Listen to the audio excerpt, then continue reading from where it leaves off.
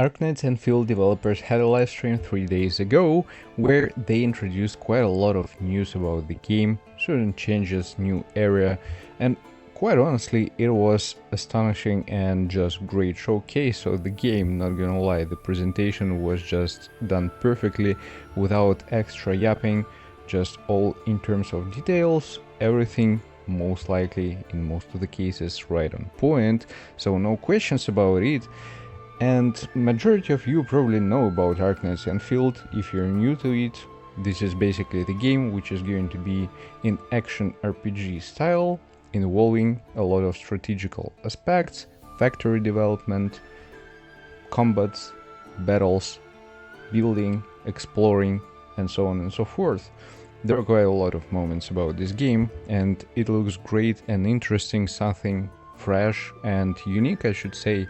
But the most important aspect here is going to be discussing about different announcements that they have provided and shown us during this live stream. There are different details about which different players have certain concerns, and there is a little bit a topic of controversy between, I believe, OG players of Arknights and they are real true fans of this game, playing for quite a long period of time, like a hardcore base player. And there is the other party, are newer, maybe some casual players who are just enjoying different games, who are not that type of hardcore players, and they just saw this game, they are getting hyped and excited about it, they want to try this out, and they want to see the game also fitting themselves. And we have obviously developers who are looking at all this situation, and obviously they want to involve as many players as possible to maybe progress with their project even further, maybe get more revenues or something like that. Everything is a business, we should understand this aspect. But yeah, I want to get through the most important parts and provide my personal opinion, and also see what kind of thoughts you, my dear viewers, have about this game. Are you excited about it? Are you disappointed about different parts? What is your opinion? So you're more than welcome to share your thoughts in the comment section below. I'm always reading them and trying to reply. You're always welcome. So let's start with the first part, which is going to be related to the combat system. And before the combat aspect, just real quick, they introduced the new area with all the environment, how it's looking like, what's special about it, how they were working on developing this area specifically. It was a great presentation. It looks just amazing from the graphical perspective, from the environment, from the interactions, whatever is going to be the case there. It just, I mean, they did a really great job here, so no questions about it. The visual aspects about this game, they're on a really decent level, I believe, and it's not like cutscenes or something like that. It's the actual gameplay, so you can see on your own what kind of a great job they did here. So when we're speaking about the combat system, just for you to keep in mind that we're going to have a team of 4 people, so 4 operators, 4 characters, which are going to be playable. There are going to be different classes, you can see it on the screen, there are going to be different elements, and there are going to be different interactions within characters in a single one team. The recommended elements, obviously there are going to be enemies, which are going to have different recommended elements, and the combinations within the team, they're going to vary based on the characters that you're going to use and what kinds of skill order you're going to use, and in general what kind of abilities your characters are going to provide to the team. Each element is going to receive different benefits based on the number of operators in this team. There is no questions about it, and they introduce the combat system, how it's actually going to work within a real battle. There are going to be perfect dodges, obviously there are going to be an educational aspect about it. The periods of time when opponents are going to be like in a weakened state are going to be open for landing a certain critical hit, let's say, to break him, and so on and so forth. You can interrupt different attacks, And for you, gameplay, I believe, is going to be kind of simplified, because in comparison to what it was at the very beginning, here is going to be like the moment of the first controversy, which players, the OG players, kinda were speaking about as a really simplified, not punishing, and well, not really rewarding system in terms of combats, because basically you don't really need to think a lot. But right now, when we're going to see the actual showcase, I believe this opinion might change a little bit. I'm not sure about it, but I want to know your opinion. Anyways, here they're showing a little bit the improvements in terms of visual aspect, again for combats, and some reworking processes of different characters, how it's going to look like right now and how it was before. It's interesting, but let's see actual gameplay within a team. So once again, a huge aspect about this game is that there should be a lot of strategical aspects involved into the combat system, even with the fact that it's going to be like an action one type of a game.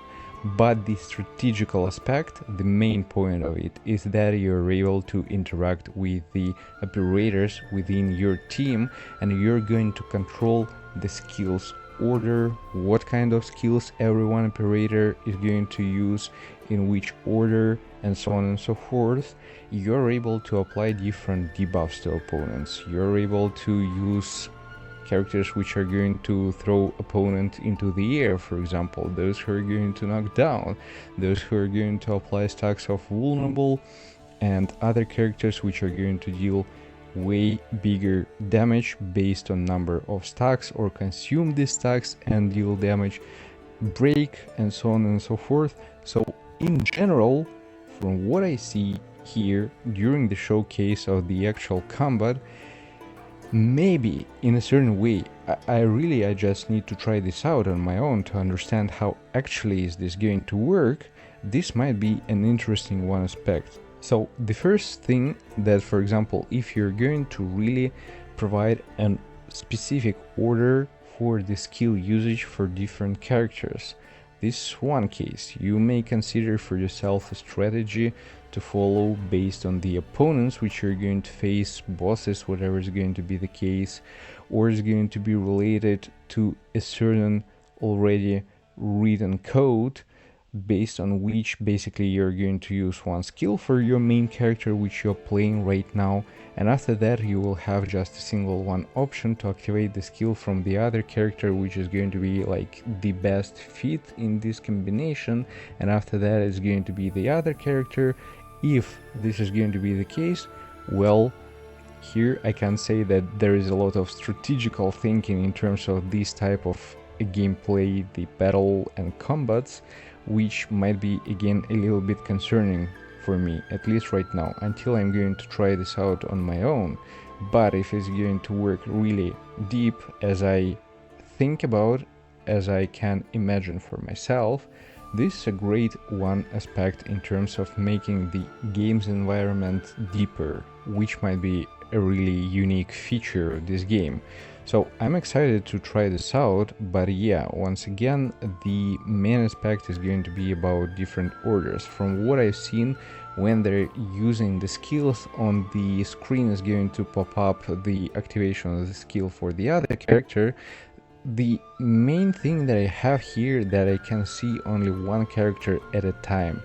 That's like, I don't know, the main question for me here. But we'll have to see. Maybe you have a better understanding, so once again, share your ideas about it. Now, they're also shown actually the battles against different bosses, and they mentioned that it's going to be more difficult, more challenging, but maybe also more rewarding, I don't know. Anyways, it looks flashy, it looks interesting, it looks really challenging. The animations look cool, deep, and I mean pretty much impressive. And once again, I believe around each boss you're able to think in terms of strategy based on characters that you're going to use, and what kind of weaknesses are going to have these bosses. So this is the other aspect to actually try out and test it for myself. I believe this is not going to be like an easy one. At least I hope so. I like challenges, not gonna lie. But now is going to be actually the topic, which is another huge one, about the factory. Basically building resource factory. This is the automated industry complex. So this is another really huge aspect of this game. And a lot of things are going to be done around progressing with your factory, building it. And what is going to do? Basically, this factory in auto mode, let's say, is going to produce and provide you with certain resources which you're able to use for crafting, for medicines, and so on and so forth. Basically, it's going to be like the main source of different materials for you to get yourself equipments for your characters that you're going to play with. And crafting aspect is going to be really important for your progression with your account. So for you to understand, it's not going to be like an easy one thing. You saw this whole freaking huge complex of different factories, of different buildings which are doing something, producing something, all these lines connected to each other and so on and so forth. And for players, I believe, who are not familiar with such systems, with such type of gameplay, like a factory gameplay, this might be really challenging and in certain cases kinda confusing, which might scare certain players. I believe that's the case, and this is exactly the thing which developers are speaking about. Here they're introducing the system of blueprints. Let's say they're saying that it's going to make your life easier if you're going to be kind of struggling and finding it not really easy to optimize your own factory. The way how it's going to work is that you're able to create certain buildings, lines, and you can make blueprints on your own. And you can share with these blueprints to other players. So other players can use it, for example, and optimize it for themselves. So the main issue and concern here, I believe, it's not even from the side of players. The biggest concern here, I believe, is going to be from the side of content creators who are specifically interested in the factory aspect of this game, because basically with providing different blueprints, this is going to reduce the amount of use which these creators are going to receive from players who, for example, are struggling with building their bases, their factories on their own, and they're looking for a guide, explanation how to build this or that, how to optimize your factory, and so on and so forth. Well, I can understand it, obviously. You know, like, this aspect might be a huge, really big field for the content production. But for player base, it's not going to be something like mandatory in terms of usage of the blueprints. The main topic here is that if you want to make your life easier, you can use these blueprints to, optimize your factory in easier and faster way. For other players who are enjoying the factory aspect of the game in general and want to think about the strategy of how they're going to optimize their lines, what kind of buildings they're going to do, how they're going to produce this or that resources, materials, and so on, they still are able to do it themselves without using any blueprints. So I don't see like a huge issue here. Like, really, it's going to involve more players, and it's not going to remove the strategical aspect about the factory optimization. So in this regards, I kind of share my thoughts. I believe it's not going to harm that much, and obviously it's going to attract more people, because maybe for some of them it's going to be like a lower entry level based on the blueprints that they're going to receive, but still an interesting and strategical process for those hardcore OG players who are already familiar with such types of games and so on and so forth. These are my thoughts. Now let's move to the next question, which is going to be about the gacha system. So here they're speaking about the gacha system. In a simple way, I'm going just to introduce it. There are going to be like 3 banners for characters. The first one is going to be just the starter banner, which everyone is going to receive and get the materials for summons for this banner through playing the game, just completing chapters, tasks, quests, and so on and so forth. And it's going to have a certain limit, so whenever you're going to finish this banner, it's going to disappear. It's like a beginner's banner. The other 2 banners, they're like the basic one and the charted one, the raid up banner. The basic one is clear, it's just general banner where you're going to have all characters, and for the charted, the raid up, is going to be a little bit of a different system. They're going to be like a pity of 80 summons to get a guaranteed 1 6-star operator, and for this raid up banner you're going to have the other 120 PT after 80, so you need to do additionally 40 pulls to get yourself exactly the character which is going to be as a raid up one. And the whole system, how it's going to work, the characters from the raid up banner, they're going to disappear and they're not going to be added to the basic one banner. And here's the question, like they are speaking about rotating this character for 3 durations, like for 3 upcoming banners, in total 3 banners. Yeah, the first one which is going to be specifically for this character, then the second one, then the third one. So in total 3 banners. And you will have a longer period to get yourself this character specifically. They're saying that they're going to rerun these characters later on. The question that I have here is about the time periods. When exactly? Like what kind of reruns are we speaking about here? How often they're going to introduce new characters? Whenever it's going to be the case, like are we speaking about month or several months or year or maybe years? No idea. And with this regard, I have a question also about the dupe system. So yeah, obviously it's a gacha. When we're speaking about Arknights, as far as I know, dupes are not matter there. You can get just a character for yourself and you can use different strategies in terms of utilization of these characters. You can get just 1 copy and that's enough for you just to deal with it. Here I have a question about how usable it's going to be. Is going to be enough to utilize character with a single 1 dupe, or you just really need to work on dupes and build it up over time because they're going to be like broken, and with a single 1 dupe the character isn't going to be playable. This is a question.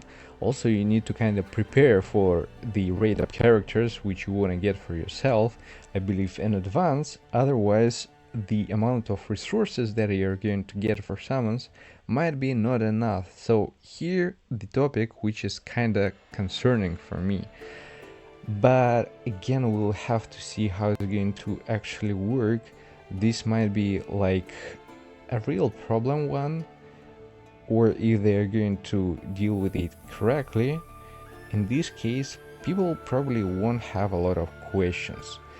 But again, the main concern is that the raid up characters are not going to be added to the basic 1 banner. So for the basic 1 banner, I guess they're going to be just a fixed pool of characters, which is not going to change over a certain period of time. I don't know what to think about this system, but again, let me know your thoughts. These are like a general overview of what's been done and discussed during the live stream, the main aspects and probably controversy moments.